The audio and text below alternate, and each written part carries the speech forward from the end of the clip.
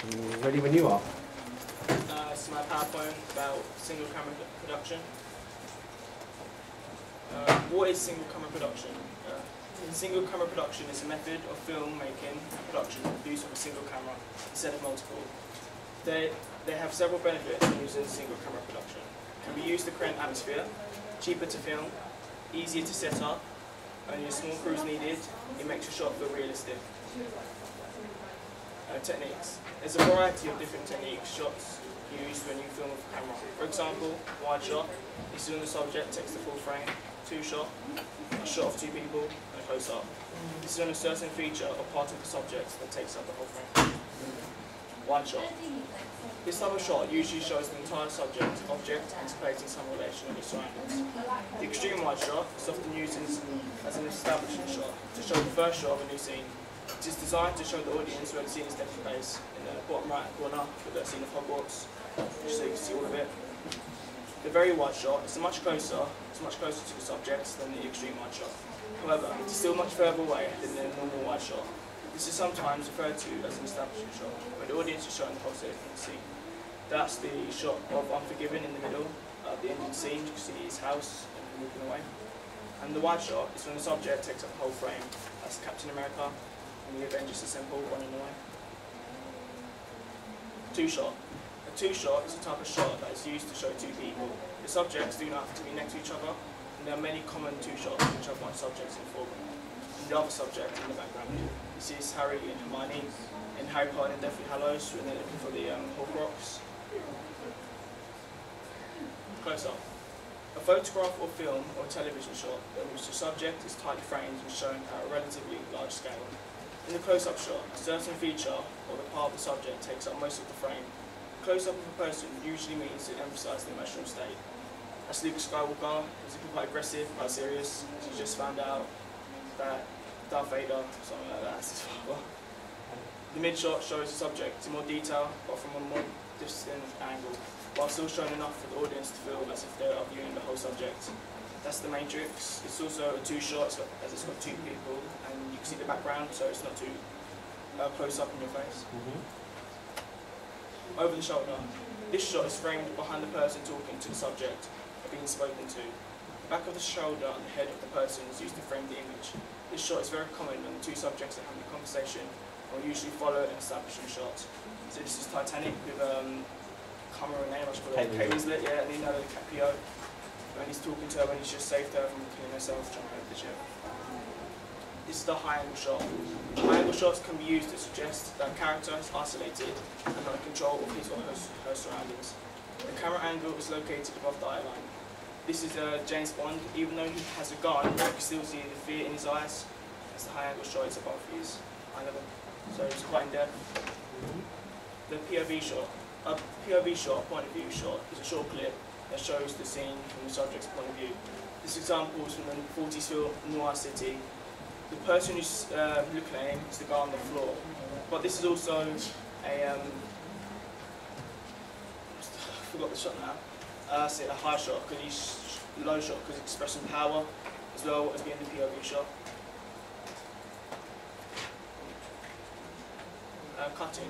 A cut-in shot can be used as a certain editing point to emphasise emotion away from the subject's face. This type of shot also pans quickly from the subject's face to another part of their body, a removed object. This was a documentary on TV, I forgot the name, where he's texting his girlfriend about something. I couldn't find the name, but I didn't know what it is for. Web shot. This type of shot is quite different to the others, as the subject is the weather. This can be used as an establishing shot to set the mood of the scene. For example, rain could make the scene dark and gloomy. This scene's from Harry Potter. Even though you can see the two characters in the background, it's more concentrated on the weather, because the weather's aggressive, windy, dark, and shows the relationship between Harry and the person he's chasing on the broomstick. Aggressive, not exactly the right day. These are techniques. Horror. The POV technique is mostly used in a horror film. This is to add more tension to the scene. A wide shot is used mostly in a western film to show the entire landscape of the scene. However, close-ups and cutaways are also used when portraying a gunfire. Soap opera. Close-ups are used in a majority of soap operas when filming a conversation to show the emotion of the character. Planning and preparation. Just like most things in life, sometimes spent planning for the shoot can make a lot of difference. And once you have the subject, story for your show, you can sit down and start to think about how you want it to look when it goes on the air. How long will it be? How do you want it structured in that time? What sort of location will you be filming in? What are your audio needs going to be? Formatting examples. Series. A series is one that has a set number of episodes, even though a series may have an end to it. The story may continue into series 2. A few examples or dramas are Skins, Waterloo Road and Downton Abbey. Serial. A serial is more like a soap, but the stories are continuous but does not run for a set amount of episodes. Some examples of these are Neighbours and EastEnders. Single drama. Single dramas are media products that run at one single time. These dramas have a start, middle and end and do not continue into further episodes. An example of a single drama is Toast. The format and examples. Comedy. Some comedies use the technique of POV production. For example, the hit series Beneful uses this technique. Crime. Crime thrillers may use the high and low angles to show fear of sorrow. For example, The City of God with Lil Z is using a low shot to express power. Soap operas. Soap operas may use a variety of different camera angles. For example, close-ups to show emotion. EastEnders is a prime example on the screen. The use of narrative. There are two types of narrative structures used in single camera production.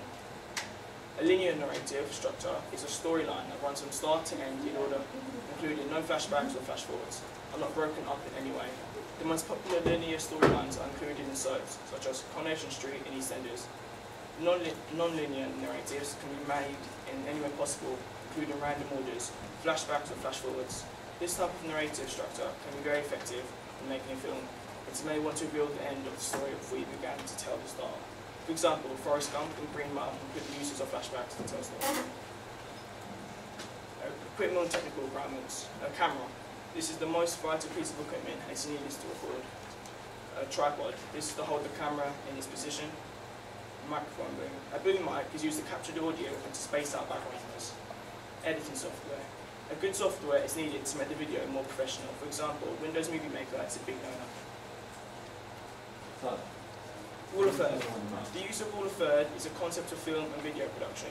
Photos, videos are divided into thirds with 2 lines going horizontally and 2 lines going vertically, making 3 columns, 3 rows and 9 sectors.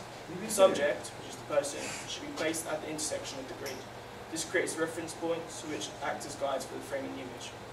As you can see, this is a documentary. He's talking about some plants he just created, and on the right, that's where the person should be, 1/4 third into the grid. Production. Lighting. The light must have a good colour rendering. It must also offer stable colour temperatures and perfect colour fidelity, so the viewers will find it easy to watch.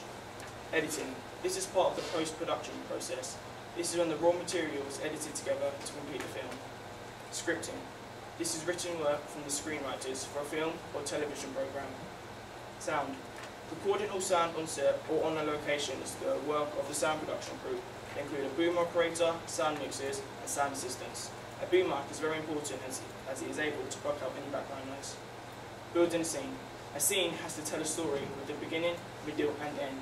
It must do one of 3 things: move the plot forward, reveal the backstory, reveal the character. And if it does all 3, it will be a success. It's the building block of all stories. The 180-degree angle rule. 180-degree rule is when elements in film should have a left-right relationship that never breaks the relationship shown on the camera. This is a 180-degree rule angle example from the film My Gal Friday. From these pictures, it may seem they are in 2 separate locations, when in fact they are in the same scene. Yeah, that's it.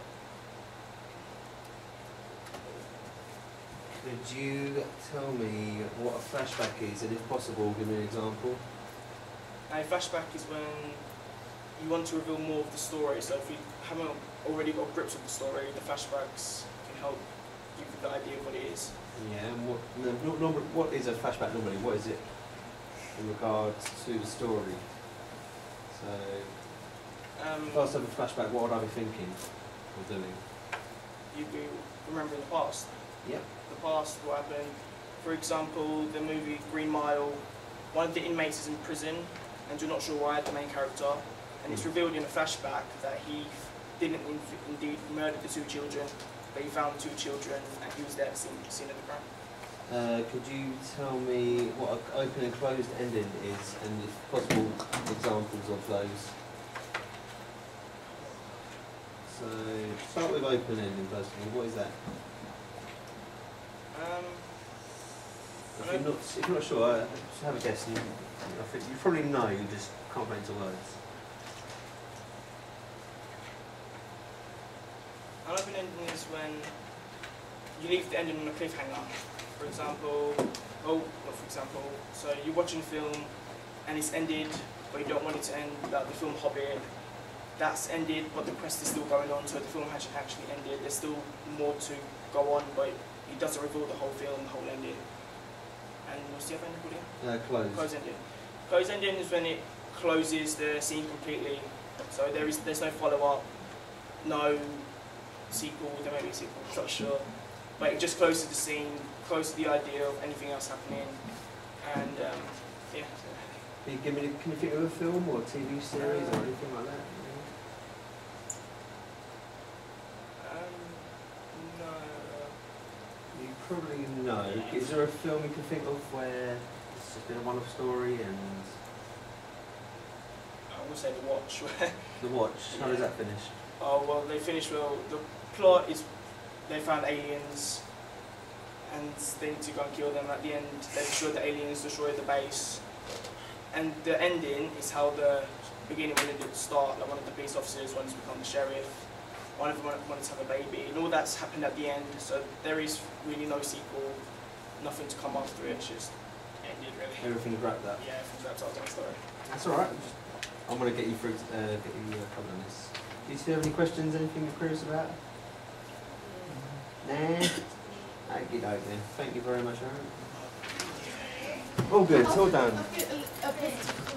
Have you now? Good.